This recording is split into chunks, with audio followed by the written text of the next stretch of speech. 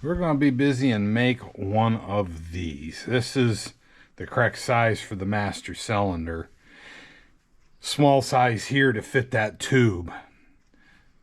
I've made quite a few of these over the years. So first stage, we have to do a little bit of pruning and reshaping on this to get it smoothed up, because it's been run through a bandsaw and it's kind of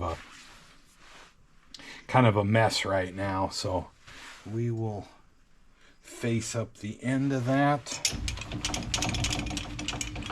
Probably should change cutters, but this one will work. It's stainless, I better slow that down a little bit. Let's go 190. I drilled that a 64th under the 3/16 size.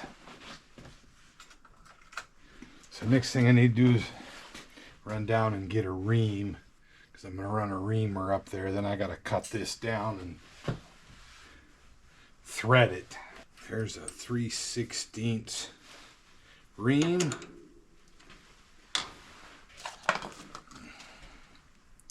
Looks like my lubricating oil's gone, so I got to go down and get the other container. These reamers absolutely despise cutting stainless without some sort of oil on them.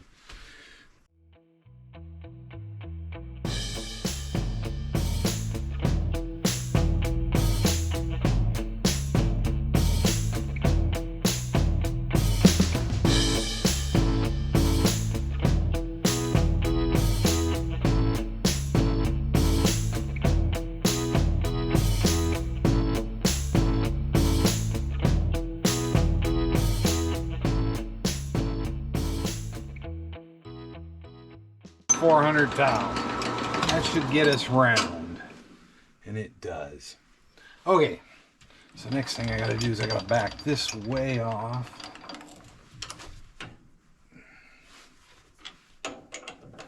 Take the ream out of here,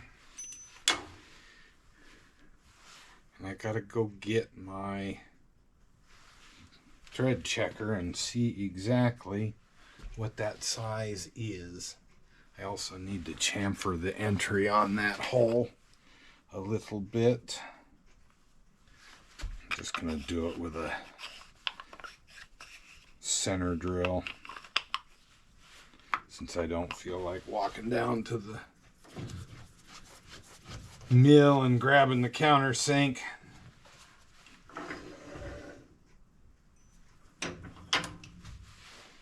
Just got to bump it. Go.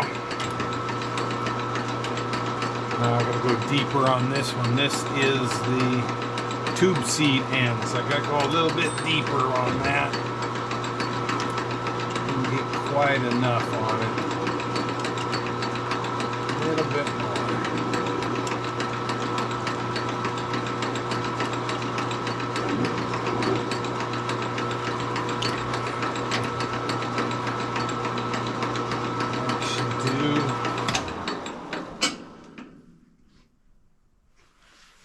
Actually a little bit too much.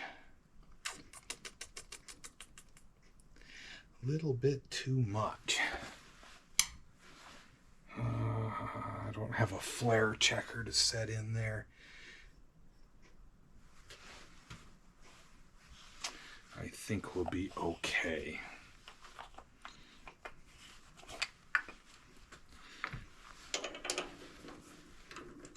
I think we'll be okay. All right, I'll be back with a die to thread that here in a minute. All right, I'm back with supplies. Now, the catch with this is you run this forward. You have to cut that down a little bit more. I'm not getting much of a starting edge.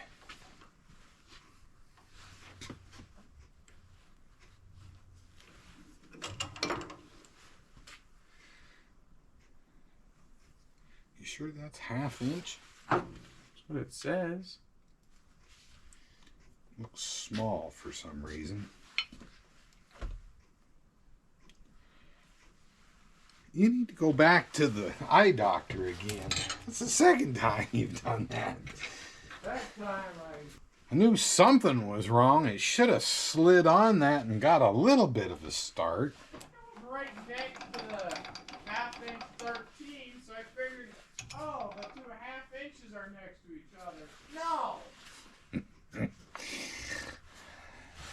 See, he assumed.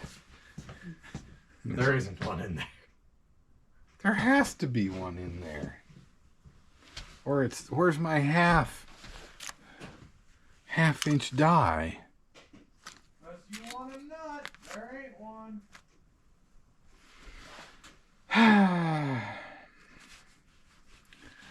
Alright. Put in the wrong place. Start this side. Yes, there is a starting side of a tap. Or a die, I should say. Now, when this goes on here, that should get the teeth back. And then that puts a little bit of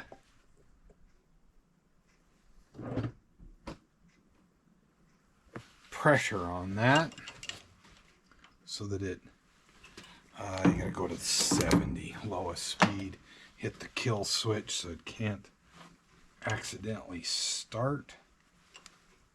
I used to scrounge the cars in the wrecking yard to find any of these tube nuts that were in good enough shape to salvage. Some of them get so darn rusty and nasty you can't do a darn thing with them. In this case, I started making them and eliminated that problem. I need to change cutter bits again to face that. I was really gonna make a bunch of these in a row, which I sometimes do. I'd set up that turret to do it with the turret on, so I don't have that swapping cutter bits right and left. Oh. What? I didn't clamp down on it hard enough to damage any of the threads. No, I know you didn't. I didn't drill deep enough to keep it from... So I'm gonna have to re-drill it. Oh, I'm hoping when I get done facing it I have a hole. Here's your nut pick. It's just not quite deep enough.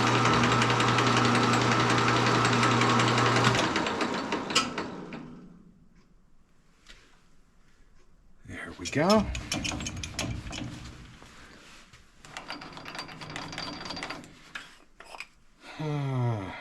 I thought I measured it deep enough. I'll bet you the tailstock slid back a little on me, as it sometimes does. Let me put it back. Well, actually, no, I'm going to need it. When I do the rear line, I got to make a custom one for the rear line.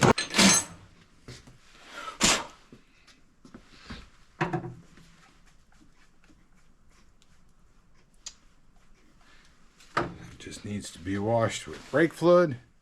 Here's one. Brake cleaner. A brake cleaner. And Benjamin, no wonder I got troubles. Well, you said cut it a little extra long, so I cut it a little extra long. Exactly as you said. You never gave me a specification for how much. About the width of the bandsaw blade. No wonder the darn thing didn't go through. Well, it would have if you'd have. You never specified. So guess what? This is what you get. You are welcome.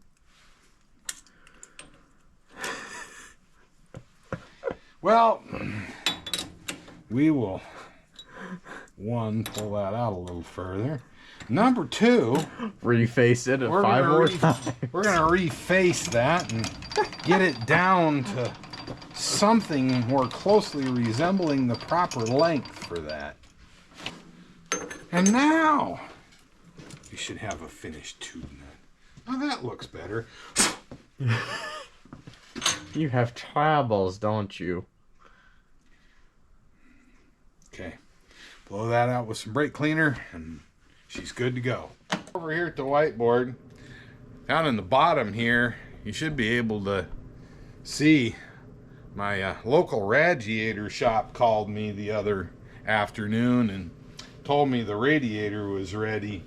Ooh, it was pricey, but she's nice and heavy. They put a lot of nice brand new copper and brass in there. He told me, he said I stuck it in the hot tank and stripped it, and he says I got the water hose near it to pressure test it, and I just had a fountain. It had water flowing out of it everywhere besides where it should have. I said, yeah, I kind of knew that was going to be the case when I dropped it off. But anyway, we left that down here. The next thing we got to do is stick that in a plastic bag because it come out so shiny. I was telling Mayhem that it's a good thing we're painting the motor because otherwise the radiator would look really nice and the rest of the car would look absolutely terrible under the hood. But and see, we should make the engine as shiny as that. Make a matte. I'll kill you. Anyway, they did a really nice looking job on that because it's an air-conditioned car, but it was an add-on that a previous owner did. He never actually got the correct 3-core, so when I talked to him, I had him boost that up. So he set that up for a max cool. It's a little bit deeper core, so when we put it in, we're going to have to check fitment and make sure we don't have to do some shimming and all that. It's a good thing we're going to put the correct air conditioning compressor bracket on it. That'll move that back because if we have to move the radiator back to clear the AC condenser, we're going to need every bit of that, about 5/8 of an inch of clearance. And we'll lose the spacer they put between the fan and the water pump pulley. They had about a 1/4 inch spacer in there. So anyway, that should, they tell me, it's a 2-core radiator, but he said it'll cool like a 3-core. So we should be in pretty good shape there. So the red over on the right was the project list for yesterday. And of course, after we did the master cylinder and we did the flush and brake line check, we discovered we probably better just at least do a section of brake line. And then once I had all the tools out, it was like, we'll just go do the rest of them. So we didn't get as far on there as I'd hoped maybe, but it won't take too long to assemble the brakes on these wheels. And we can actually, for the most part, blow the lines out just to make sure there's no pieces of metal or anything in them and hook everything up when we get done. So anyway, got out my handy dandy pen. We'll go through, cross a few things off. We got the freeze plugs done yesterday morning. You might want to put the valve seals are on order. Green dots are stuff that's on order. So the you should make a legend that says what each thing is. You have enough markers.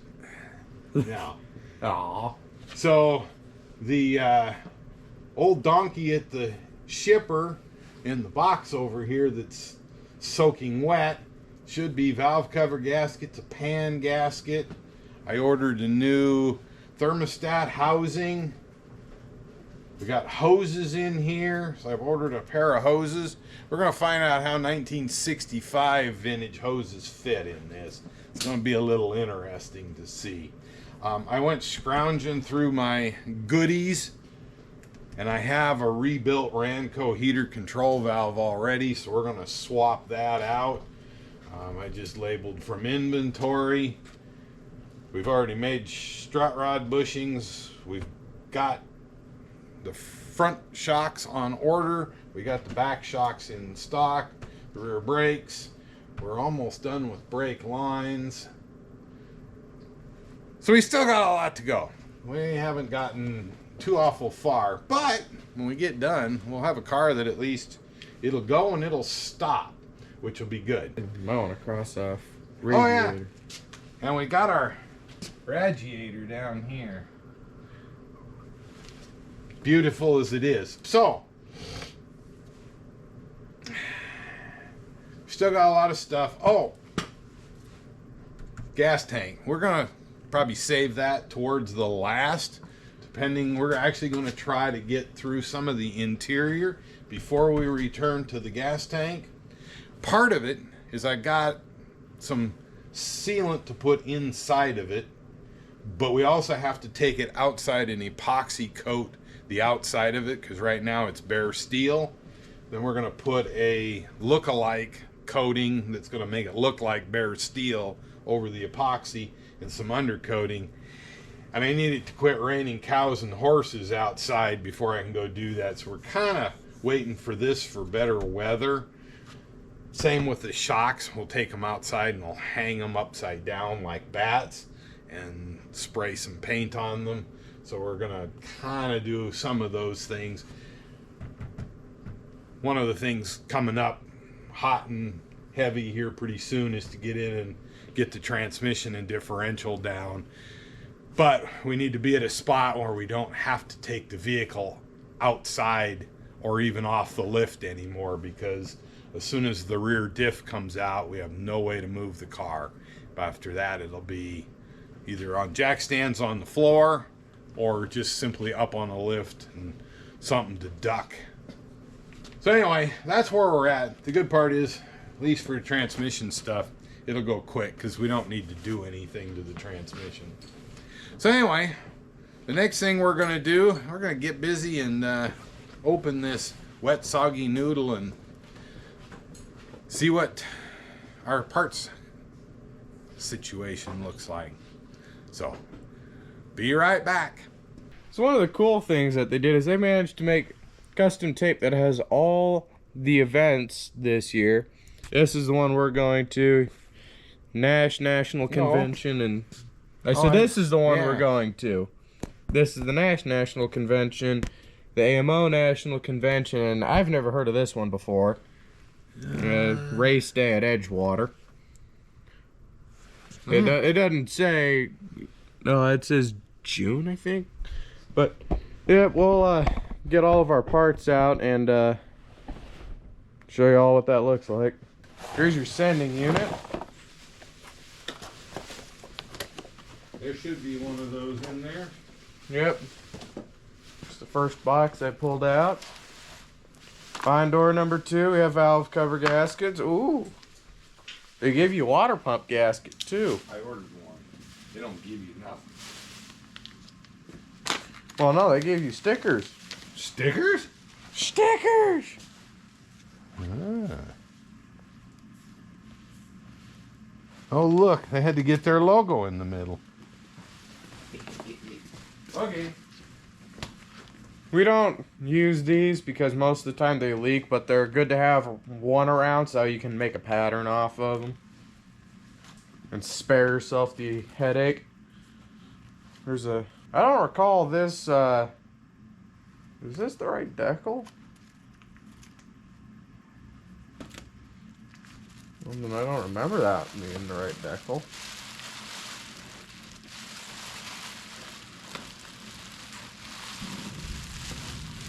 Man, it would have been nice if this thing was in this giant lump of plastic, but nope. Radiator hose number 1. Go over there. Radiator. Don't mind that. Radiator hose number 2.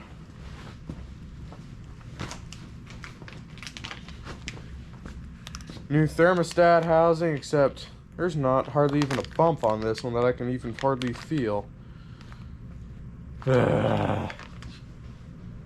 Shocks. Ain't nobody making good parts these days. That box is empty, so that new air cleaner decal, new HVAC system decal, and for some reason only one Rambler V8, although I don't even know if this is the correct one. In all my fun and scrounging, we needed a parking brake cable for this car. And look what I found. A parking brake cable. A brand spanking new one. Still in the AMC package. Still has the factory part number in it. 3153386. And for anybody that's not familiar, it still has the old IBM, International Business Machines, punch card stapled to the bag. So, I'm going to take this.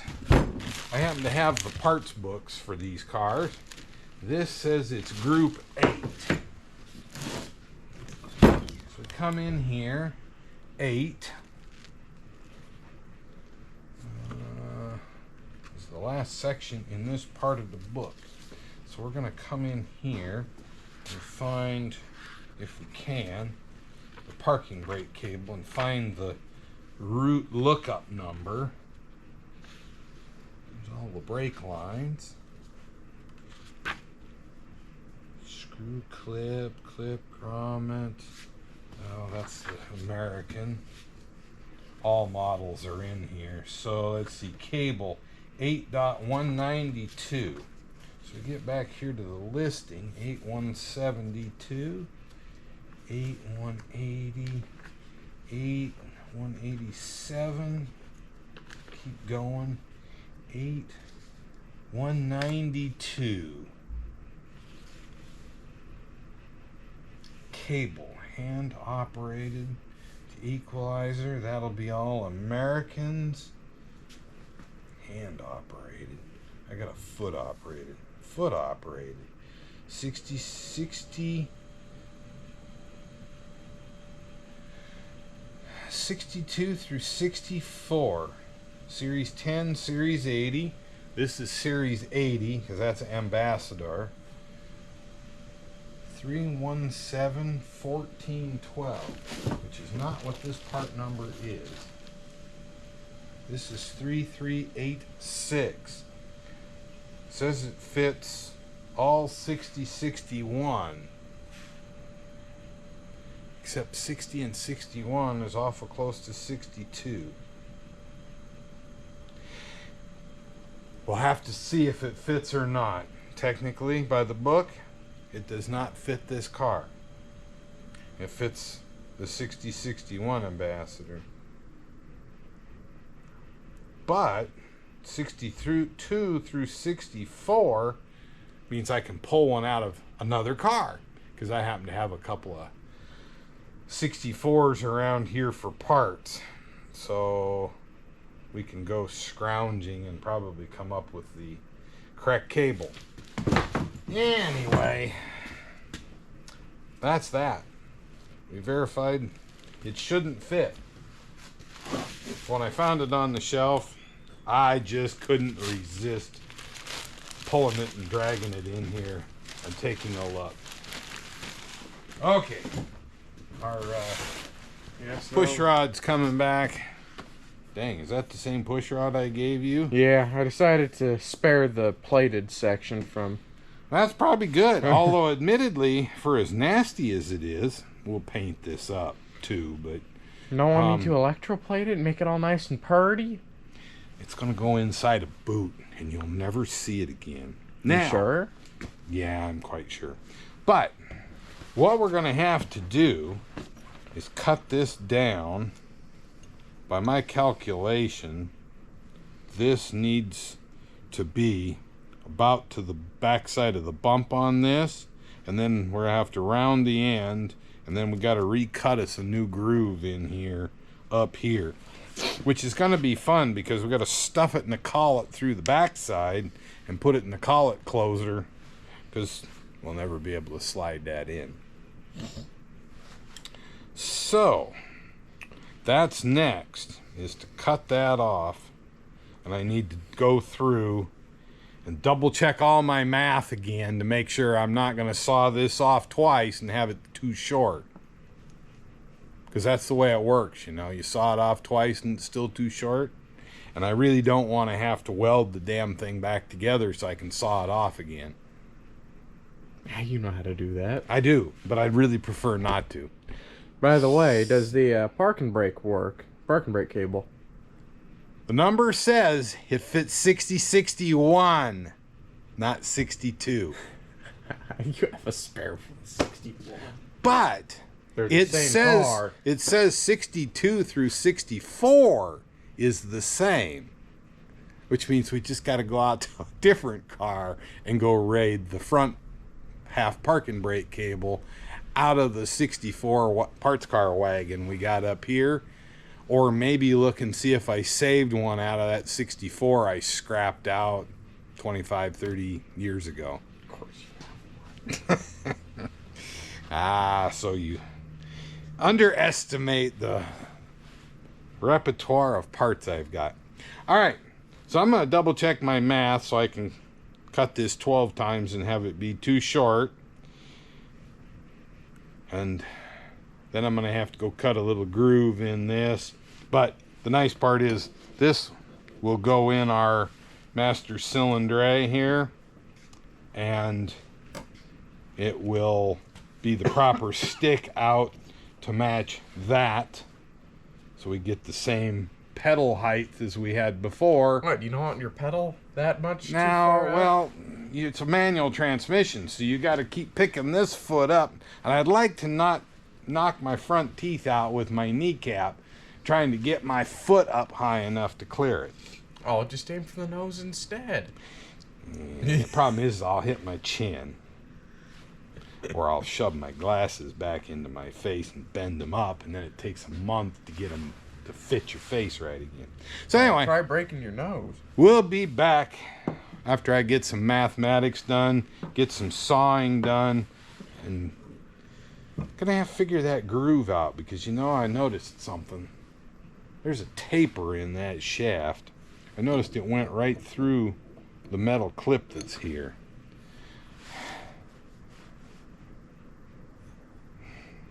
You're going to make me saw that off and weld it together after all, just to keep the groove there. Anyway, I'll be right back. Okay, so over here we got our electroplating stuff. Right now we just have a little cheap fish pump in there working right now, just acting as an agitator. There's videos online. We got this from a YouTube video. I don't remember who did it, but it's just 1 gallon of vinegar and 375 grams of Epsom salt. This is all we used, was just distilled white vinegar and Epsom salt. Now, polarity on this all does matter. And all we have here is just some zinc strips you put them on your ridge cap, kills the moss when it rains. Alright, so the next thing I have to do here, I have this, which I sandblasted it fully, and you want this to be clean, which is exactly why I'm going to put my hands on it. So you do that. A lot of the pros will tell you, oh, you're supposed to dunk it in muriatic acid or something like that, but I'm not gonna do that. I'm just gonna do it quick and sleazy. Actually, the muriatic acid strips the Yeah, plating that's on it off, put it up in the groove for the clip. I was gonna move it back to there. Yeah. Later, But since he already media blasted it, he's virtually stripped all the electroplating off of it anyway, so it really doesn't matter a whole lot.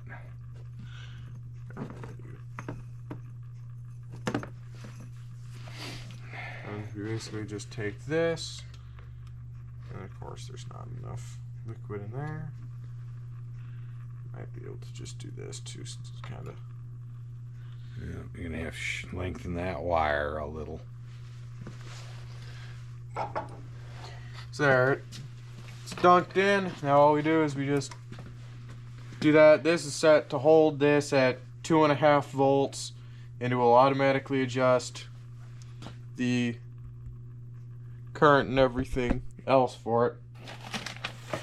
Damn boxes of stuff. So this is just cheap power supply online.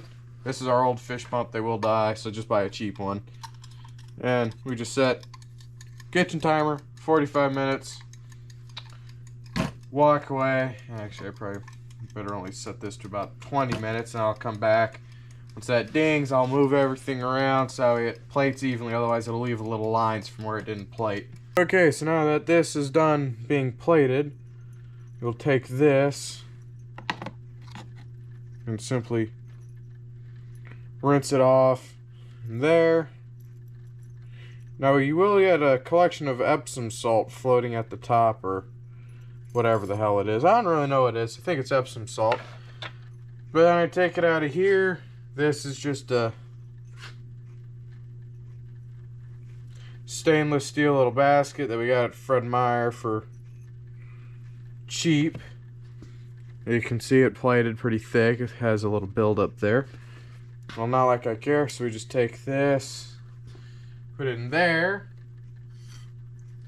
We set it off to the side, but be very careful as well, because that stuff will scratch and come off extremely easy, and you do not want that. Even after you passivate it, it will be for a little bit. Oh, I need my black wood.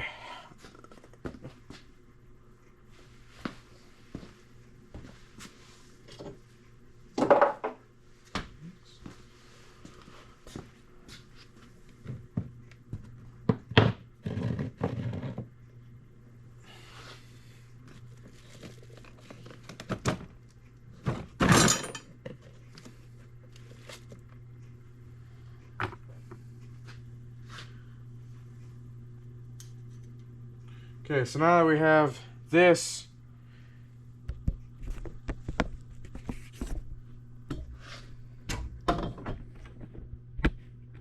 alright, so now that we have our fresh part, I'm gonna re-aim this again twice. Now we want to take this and we want to dunk it in there. I'm gonna set a timer for 1 minute. It's not super critical that it is exactly 1 minute, but so you want to do that, then you want to agitate it a little bit. Just move it around some. You don't have to do nothing crazy. And don't fish your fingers in there. That stuff is quite toxic. We got the passivating stuff off of Caswell's website, Caswell Plating. They have a full kit, but it's just cheaper to do what we did. It works pretty well, but so once this minute's up, I'll be back with you. Alright, so now that the 1 minute is up, we get it back on our strainer. Do this a little bit, try to get the last few drops out. Then we take it into some rinse water, rinse it off. Then down here I have a toaster oven, set to about 150 degrees. You want to bake it for about 1 hour. So the passivate hardens up, because if you don't, it will come off extremely easy while you're fresh, brand new zinc. We'll do that, and we got some other parts too that need to get done, but yep, once you're done, I just do all this. I'm gonna leave that pumping for a while, let that all finish circulating. But yep, she's gonna be in there for an hour, and once she's done, I'll be right back with you.